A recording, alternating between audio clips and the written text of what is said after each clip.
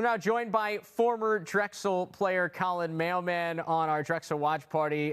Collin, thanks for joining us. We just showed people the win you guys had in non-conference play over Villanova back in 2019. You scored 4 goals in that game. What do you remember from that one? We just had a solid week of practice. We were really determined, to kind of hold our own in Philly. Because I was part of the Philly Classic, so we kind of wanted to make a statement.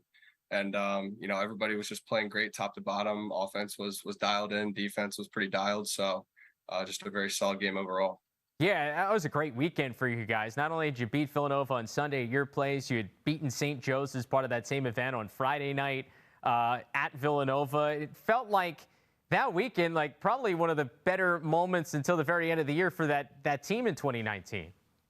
Yeah, absolutely. We kind of look forward to that Philly 4 Classic all year, because we know a few of the guys on some of the other teams like around the city. So kind of being the top dog is the goal coming out of that weekend. You mentioned the 4 goals you scored, and it felt like you very rarely did you ever just score 1 goal in a game throughout your career. It was like, all right, well, if you're going to score 1, you're going to go off for like 3 or 4. What was it about? Like when 1 fell for you, it just felt like it was a day. I mean, certain defenses have like tendencies, and I feel like I played well to certain defensive schemes. But it could be anybody on any given day for our team. Like it didn't matter if it was Marshall, Reed, myself, any of the other midfielders, Nick Fox. We had such a solid core group that, on literally any given day, anybody could be dropping 3 or 4 goals. I'm not going to say this is a negative thing. I'm going to say it as a positive with your athletic ability. You probably could count on like maybe one hand about the number of assisted goals you had. Very often you were the one creating your own opportunity. Do you know how many assisted goals you had throughout your career? I didn't really keep track that close, but I know that I was usually the one starting the offense. I'm sure it's not that many. When you get the ball around midfield, were there times where, like, when you were feeling it, you just knew because of where you were in the game and the flow, like, all right, I'm taking, like, when would you make up your mind, like, I'm taking this shot? Was it like when you touched it, or did you kind of see how things unfolded and then made the decision? So as our offense kind of progresses, I can kind of get a feel for if I'm going to have a good opportunity to dodge off of another dodge on the backside. So, if I catch the ball and, I see if I got some open field, I'm just going right for it and, taking a good shot if I can get my hands free.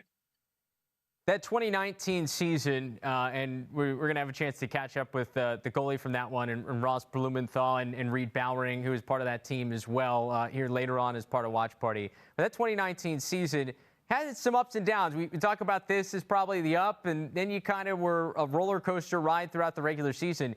You squeak into the CAA tournament, and then you shock the top seed UMass.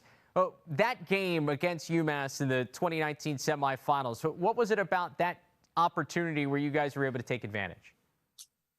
That was probably one of the most fired up games like we've ever played as a unit.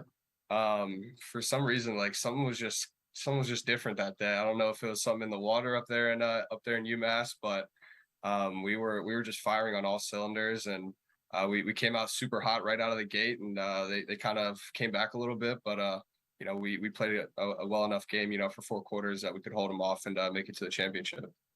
And that run of the CAA title game, to me, kind of like is something you built on eventually in 2021 when you guys finally do win the CAA championship. How did this team kind of gel together? Because there are a lot of the same faces from 2019 to then 2021 when you guys were the kings of the conference. Yeah, so honestly, the seniors, like from my freshman to about junior year, they were the ones that really set the foundation. And we did have a bunch of people come back and take their 5th year and come back for that 2021 season. But honestly, if we would have had the same team in 2020 and 2021, I think that we would have had a chance to go back to back for conference championships. Yeah, it was a special group where you guys finally broke through. What was that moment like? I mean, for you, it's capping a career with a title. It doesn't get much better than that. Yeah, it was honestly surreal, knowing that coming in freshman year, we weren't exactly, where we wanted to be in terms of, record wise and where we really wanted to reach our goals and everything. So to finally, cap it off after that fifth year, coming back after the COVID year and taking that fifth year, it's a pretty special feeling that, I'm really proud of our entire group, top to bottom, and it just shows that, we put in a ton of work in it and it paid off. What's take me behind the scenes? Like what's your favorite part of the celebration afterward? I don't know if I'm allowed to say it. No, I'm just kidding. So I mean, just like the dog pile, I think that's like the best thing. Just after the final buzzer goes off, everybody's just throwing their helmets, throwing their gloves. Everything's in the air. Everybody's just hugging each other, and then everybody just tackles the goal in, and everybody just dog piles on top of them. That's probably one of the best parts. Yeah, and the bus ride back home, back to Philadelphia, isn't real long from Long Island. So it's a good one. You're sitting on cloud nine after that game. Exactly. Yeah, the music's going. Everybody's singing along. Got some karaoke going, and then get back to Philly and enjoy the win. Wait, karaoke? There's karaoke on the Drexel team bus? Sometimes we got to make a special request for it, but we got some guys on the team that can sing pretty well. Who had the best voice? We need this now. It's hard to say, but I would either have to say either Luke Hurley or Jimmy Coita. Those guys have some really beautiful voices. All right. Well, these are things that we now know, and we may have to have them come join us here at some point soon to kind of show their vocal talents. The people can continue watch. We're going to close this watch party with that 2021 championship game, so we don't get the vocal things afterwards, but we do get to watch the game in the dog pile. Collin, we appreciate the time, man. Thanks so much, and good luck with everything you got going on. Appreciate you. Thanks for the time.